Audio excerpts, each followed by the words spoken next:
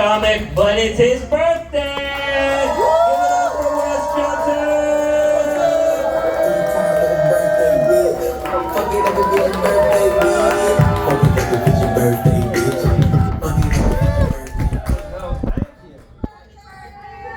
Thank you. I had to ask for the black happy birthday. Y'all didn't even know there was black happy birthday, did you? I gotta get with it. Stevie Wonder sings it. Right there. That's great. I open for a lot of black comedians, so I've learned two things when you open for a black comedian. There's a black happy birthday, and Wendy Williams is a man. That's all you gotta know. That's two things you know, and you're in there.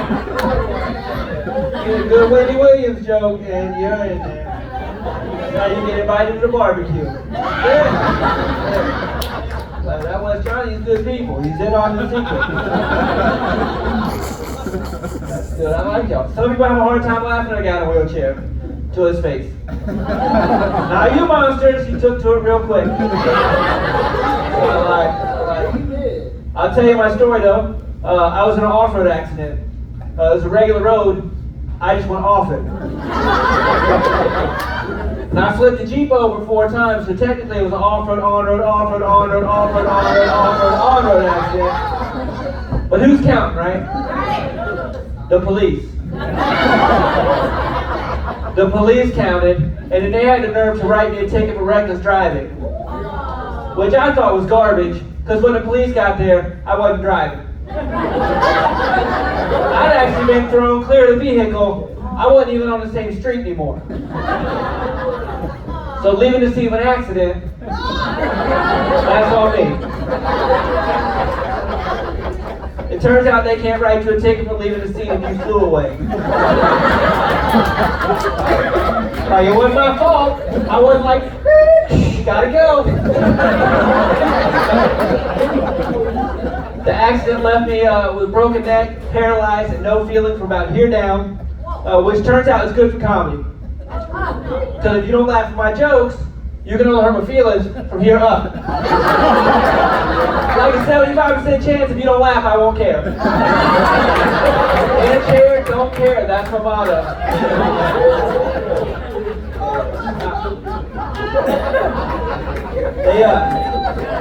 Thank you. They life-flighted me to the Shands in Gainesville, which if you've ever been to a Shands, that's the one you want to be at. I'm just saying. Y'all know about Shands Jacksonville. You know about Shands downtown. You stub your toe, you come out like this. It's rough. Like, what happened? Shands downtown happened. I wrecked the car, but that wasn't the accident. The accident was Shands downtown. Oh, I went to the good one. Thank God. Where I wrecked was like 100 miles from the Shands downtown, which means that I was so messed up, they were passing other hospitals to get me to a Shands. Like, we could have gone to Baptist downtown, we could have gone to Baptist South, we could have gone to Ed Frazier and McClendon. We went to Shands in Gainesville. It was a long flight too. I woke up halfway and they were showing a movie.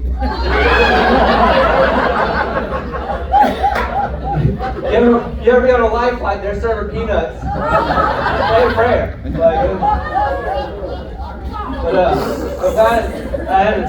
All my sense of humor came back at the hospital before any of my other senses did.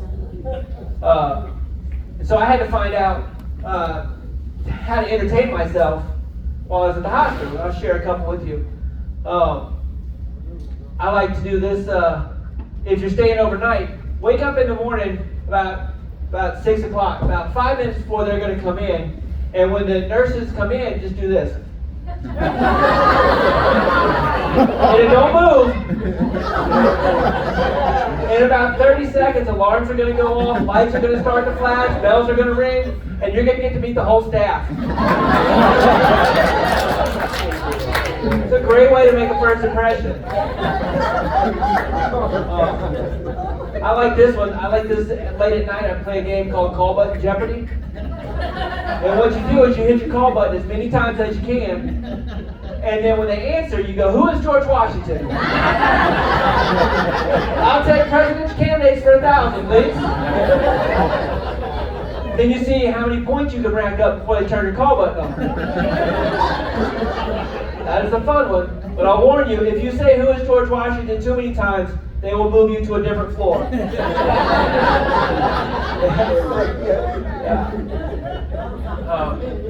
The good thing about Shands is that Shands is a teaching hospital, which means that you can not only mess with the nurses, but you can mess with nursing students, which is way more fun.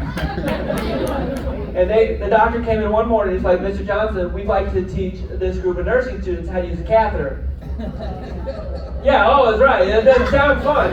But I was high as a kite on morphine, so I was like, woo! Yeah. Then I was like, what's a catheter? Okay.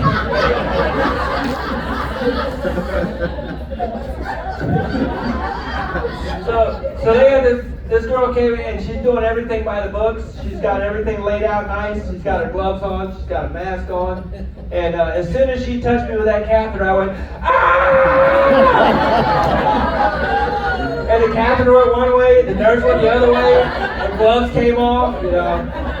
It's hilarious. To me and the doctor. Not so much for her. I do have to tell you though, if you're going to try that one, make sure you don't have feeling from here down. Because she did try again and she was a little shaky. Yeah, that was rough. But I'm glad I got to do it. I'm doing good now though. Thank you. I started driving again. Yeah, not as much clapping, huh? That's right. I said I started again. I didn't say I was good at it. Yeah, it does. I would leave before I do, I'm just saying. As a courtesy to y'all, I'm going to stick around for about 15 minutes after the show. Let y'all get a head start.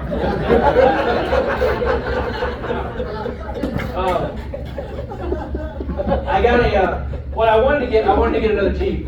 But my wife and my mom were like, not a chance.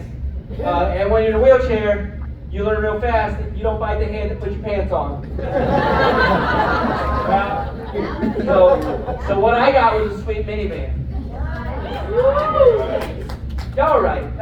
This side right. That's the right response when somebody says they have a sweet minivan. Yeah. It is sweet though. It's got hydraulics on it. And they lower it down so the ramp can come out, but that's still hydraulics. I flip the switch, it gets low. I'm just saying. That's right. It doesn't have a front seat in it, so I just roll up under the wheel. I'll lean this chair back, get my gangster lean on. Takes a lot of confidence to gangster lean a minivan, but I got that handy swagger, you know what I mean?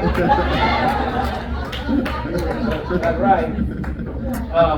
It has what they call hand controls, which is a lever on the side. When you push it forward, it hits the gas. When you pull it down, forward is the brake, down is the gas. It takes a minute. That's one of those things. I told you I was giving you a head start for a reason. Yeah. It's so sweet somebody stole it. Yeah, back up a tick. It doesn't have a front seat. Which means somebody stole it standing up. That's the ultimate insult to a guy in a wheelchair. You're going to steal a handicapped man and then use your good legs to do it? There's a special place for people like that. It's called Arlington.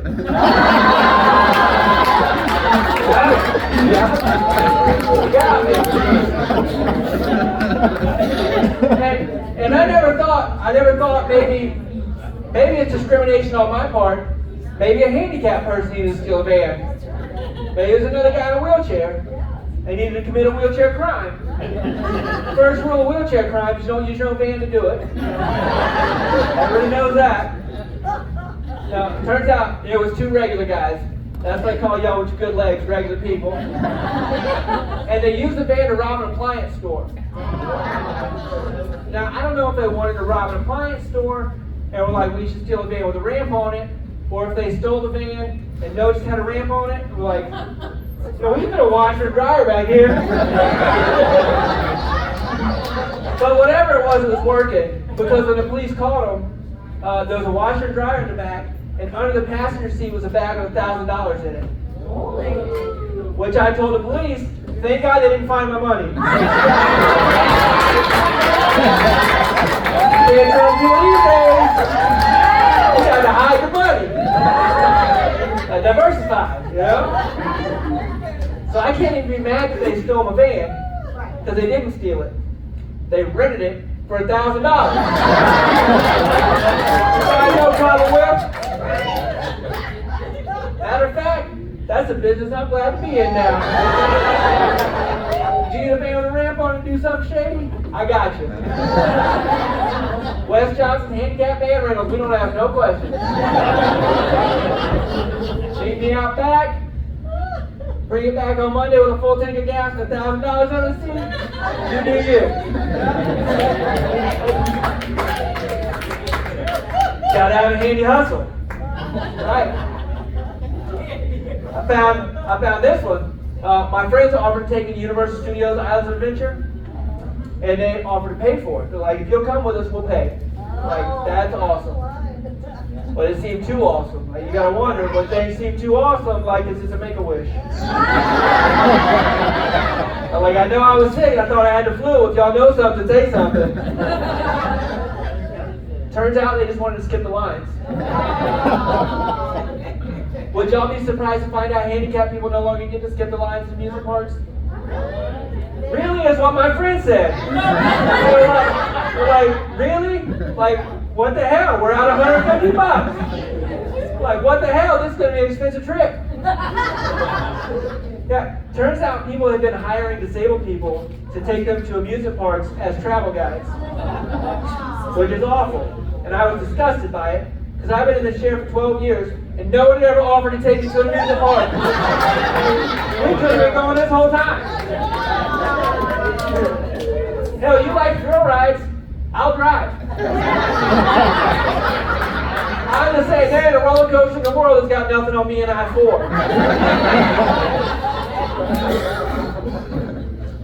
Then I got to thinking, like, how do you even get that job? Someone see you in a bar somewhere and they're like, hey man, you wanna go to Disney World? Like, yes, please. Or is there like a disabled pimp service you can call? Like, gimpin' pimpin'. They break the line, just get the line. We got a deal, pay by the wheel. There wasn't a disabled pimp service, but there is now, and I own it. That's my new handy hustle.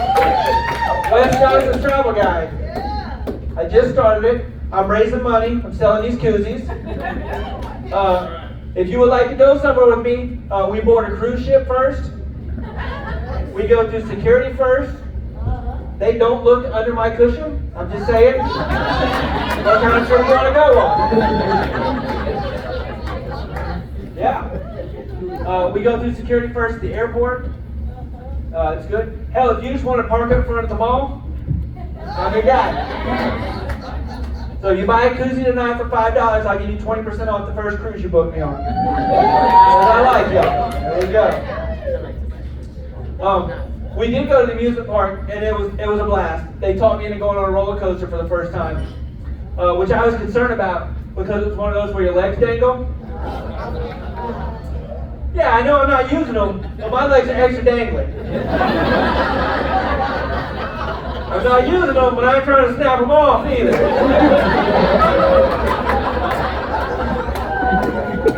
We got to going up on a roller coaster, and immediately I was concerned, but you can't get off a roller coaster once it starts, because the more you scream and wave your arms, the better time they think you're having. Like, this guy is having the most fun.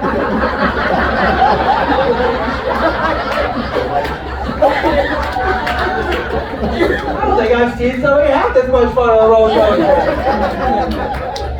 So we got to the top, and we went down the first hill, and I went this way, and my legs went that way, and I could see them. And then we went this way, and my legs went that way, and I could see them. And then we did a loop, and I kicked myself right in the face.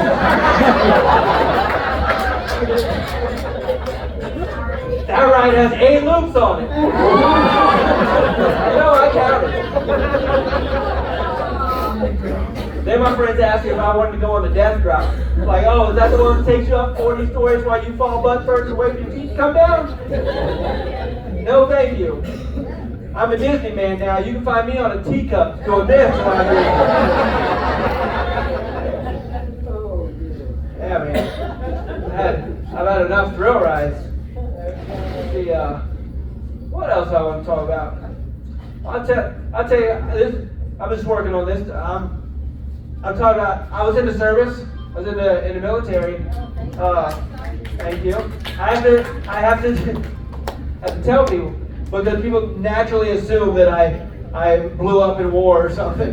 Like I am disabled and I'm a veteran. Because 2 separate things. That's what the VA says. That's what they told me. They're like, no, you are disabled and a veteran. We are not paying for that accident. Thank you very much.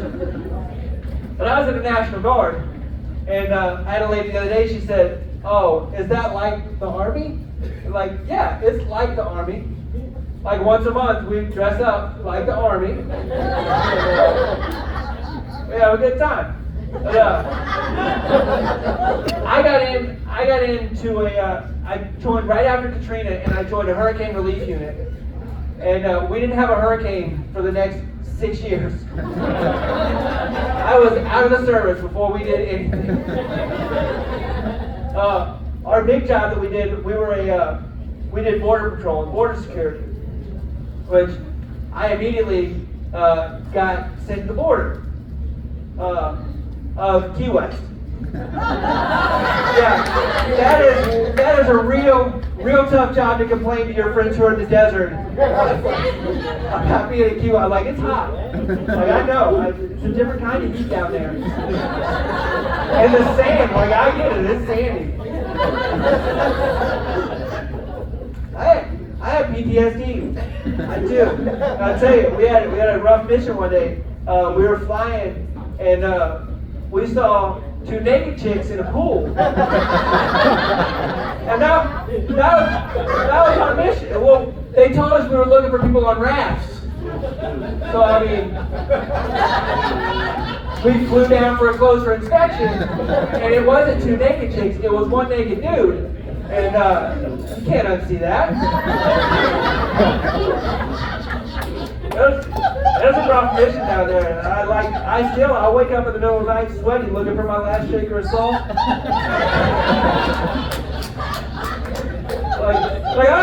I like mine with lettuce and tomatoes. Oh, Jesus.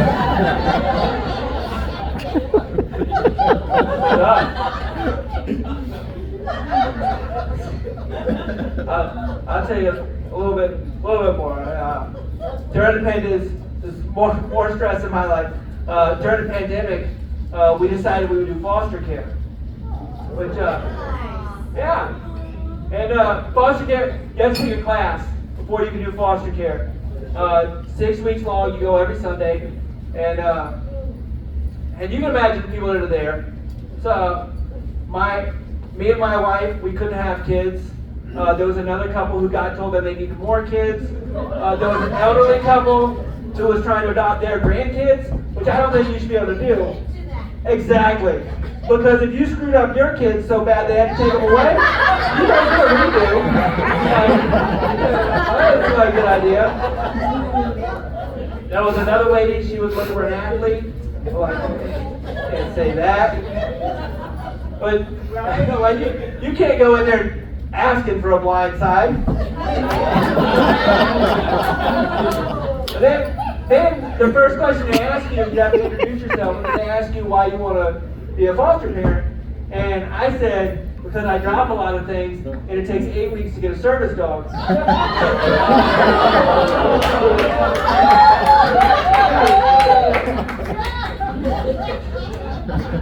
Which, on a side note, I couldn't get a service dog because I live on a house with a lake. But they gave me a foster child. All I had to do was put a chime on the door. Like, The next question they ask you is they say, do you have any racial preference? and then they look at you like, go ahead, motherfucker, say you do. Go ahead, say it. Which everybody did. We were all looking for an Asian baby. Second lady looking for an athlete. Everybody wanted an Asian baby because they're so cute. We wanted an infant, and what we got was a 7-year-old. Yeah, which we love. But I feel like foster care is like the marijuana of social services. They're like, here, just try this 7-year-old.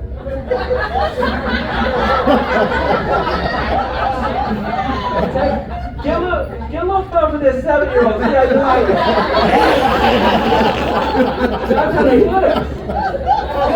We got a little addicted to our 7-year-old, and then they gave us a 5-year-old and a 3-year-old too. Yeah, which is fantastic. We adopted the 7-year-old. He had 2 sisters, so we got all 3 of them. Thank you.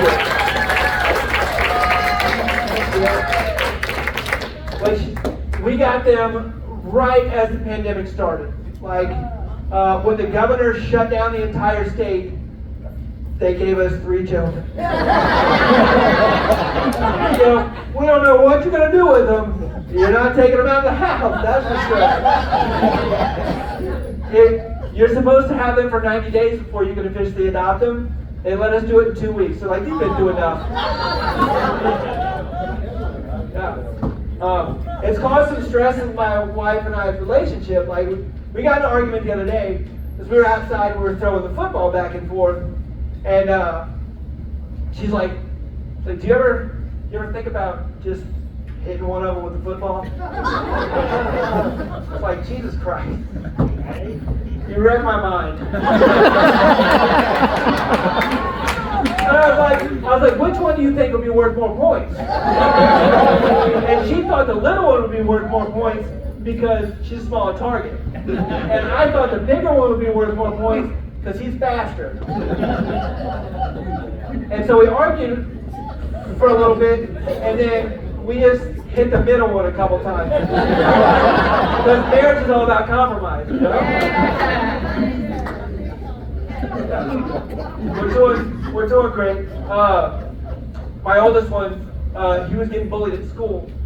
And he came home, he's like, Dad, an older kid called me the E word. Exactly, E. That's what I did. E. Like, I've been out of this bully game for a while. Like, my wife teaches 5th grade. Like, you know what the E word is? He's like, no, I've never heard of the E word. It must be bad.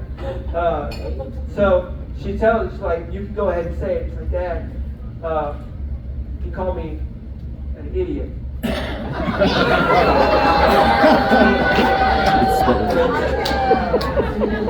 So you're not getting bullied. You're getting an education. Take that one. Yeah. But I feel like we're doing so good with the kids because we did what a lot of couples would do before you have your own kids or you adopt. We adopted a cat. You're a little child, or a little fur baby. But he's actually a grown cat. His name is Melvin. So it's more like a fur dog. And I blame the Humane Society that he didn't get adopted as a kitten. There's not a lot of people looking for a Melvin the cat, you know what I mean? But I'm glad we adopted him because it took about 3 days before I ran him over in this chair. Yeah. You can't do that to a child, so it's a good thing I practiced, you know? But it was my fault. I was watching TV and the show ended and I pulled forward and I heard whee! And I panicked because I thought maybe the fire alarm was going on.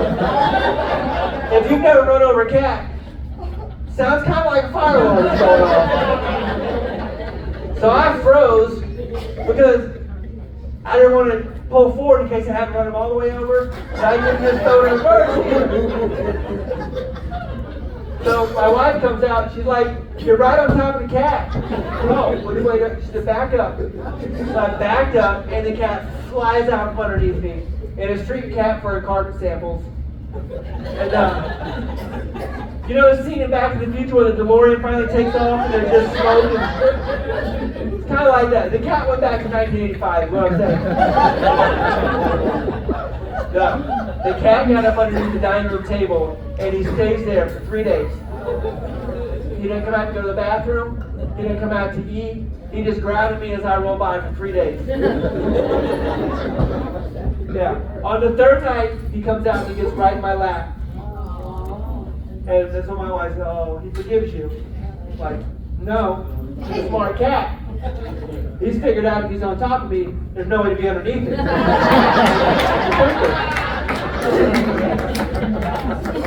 So I'm petting him, and I noticed that he's blinking a lot, like a normal amount for a cat. Which makes sense, because it sounded like a it was more like so I might have got his face a little bit. Yeah. I mean, there was cat coming out on all four sides when I looked down, so it makes sense. So we took him to the vet, and the vet says he has post-traumatic ocular extrusion, which sounds expensive. Remember, we adopted this cat, which means for $20, we can get a new cat.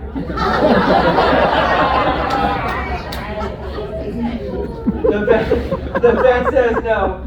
He just has, you ran over his butt so hard that his eyes bugged out a little bit. He's like a little kitty tube of toothpaste, you know?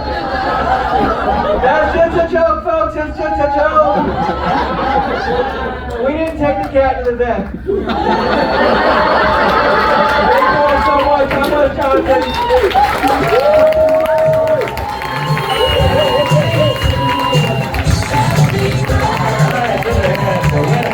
Happy birthday to him, I love that! Keep the claps going, mainly so he can find his way off stage and we don't violate the Americans with Disabilities Act. I think that's the main goal.